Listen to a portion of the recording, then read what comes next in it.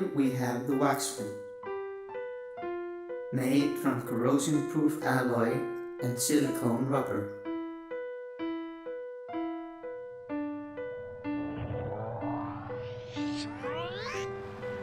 They were built early in the 21st century by a small team of engineers and roboticists, financed by the world's major film studios.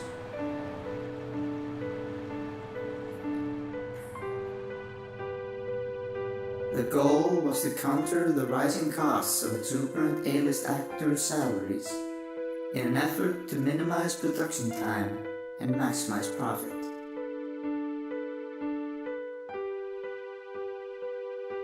At first, the Waxmen could neither speak nor move, and a simple voice software was used to broadcast the script's dialogue.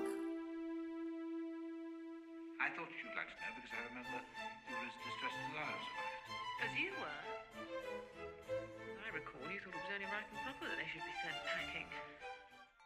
The public had no interest in watching lifeless mannequins, and box offices plummeted. So the studios added some personality and programmed set emotional responses in the hopes of winning back their audience. I never hit you. You're gonna tear me apart, Lisa. Finally, the Waxmen could act. Somewhere deep down in my heart, I still love you.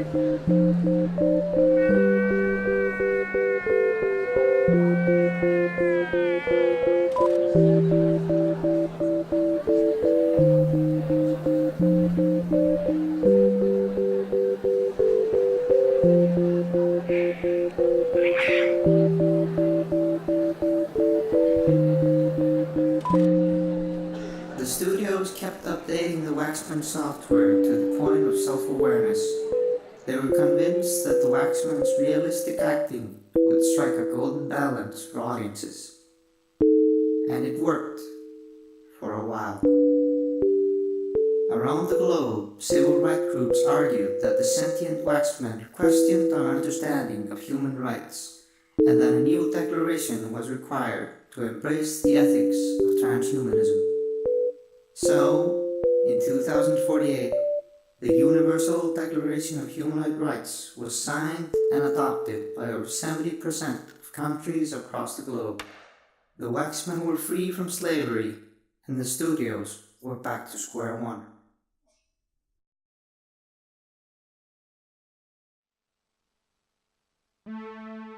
Since the only language they knew was cinema, most of the Waxmen stayed within that world and dedicated themselves to creating their own films. They don't perceive color, therefore they only made movies in black and white.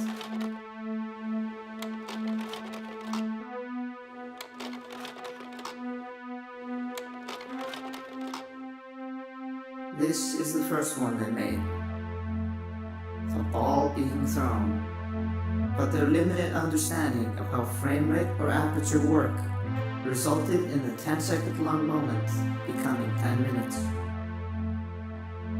They were fascinated, and for a while all they did was film simple movements in slow motion.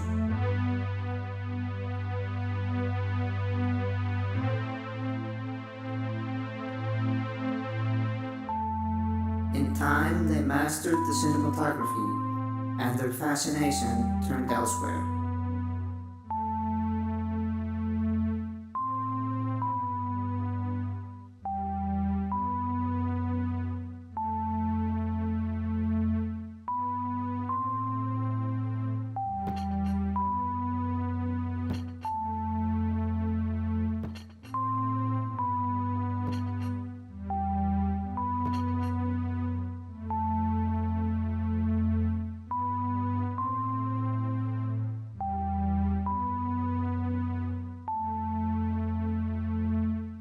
Reality seemed their biggest inspiration, as they made simple films about insignificant moments, until all they did was record daily life.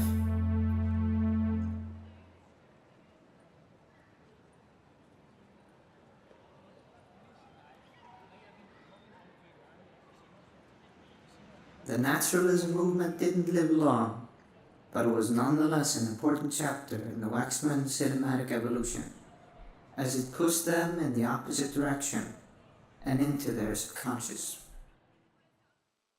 During their routine shutdown for recalibration every 48 hours, they experienced their system reboot, how we with our nightmares.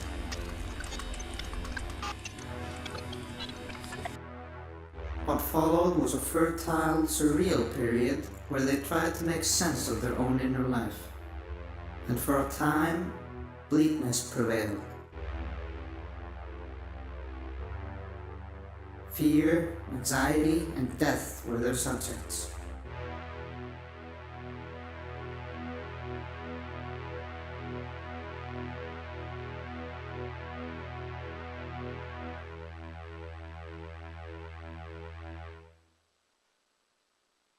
But over the years, isolated glitches started interfering with their reboots, and flashes of what we perceive as color were introduced into their zeitgeist.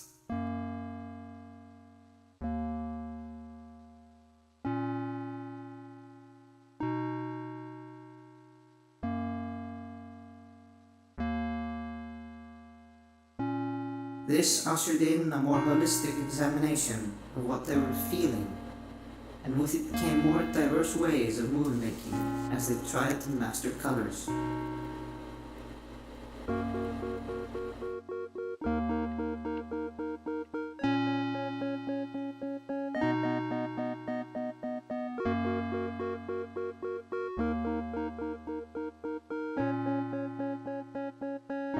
They had gone from ultra-realism to abstract surrealism, and as with most things, balance was on the horizon.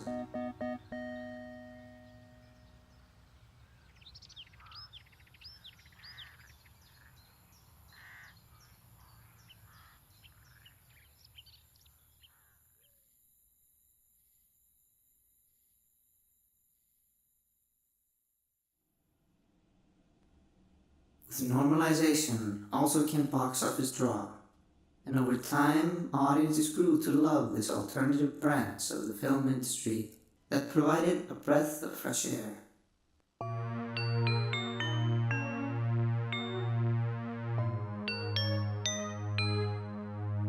As time went on, their bodies became more soft, their skin got texture, and their features resembled humans more and more, until finally they were only a few steps away from us. The same could be said of the film industry, where their movies finally rivaled those of the big studios. The industry was shaken, and months of brainstorming and negotiations led to a historical event.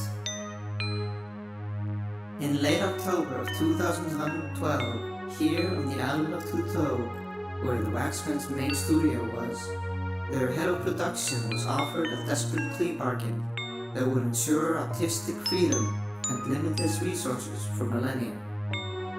In return, transhumanist films would selflessly save mainstream filmmaking from bankruptcy. So, on an unknown date, the Waxmen traded their earthly bodies for a collective one.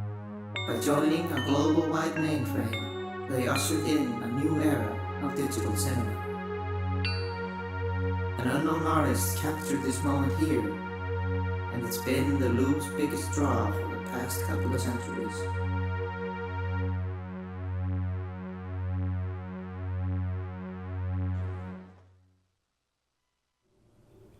Today, these Waxmen conduct the most important work unseen by mitigating the cost of actors and streamlining development times. Now, what will the future hold for the Waxmen? What new wonders are on the horizon? Time can only tell. But in the meantime, this has been a Fifth Republic presentation for higher education. Thank you, and have a nice day.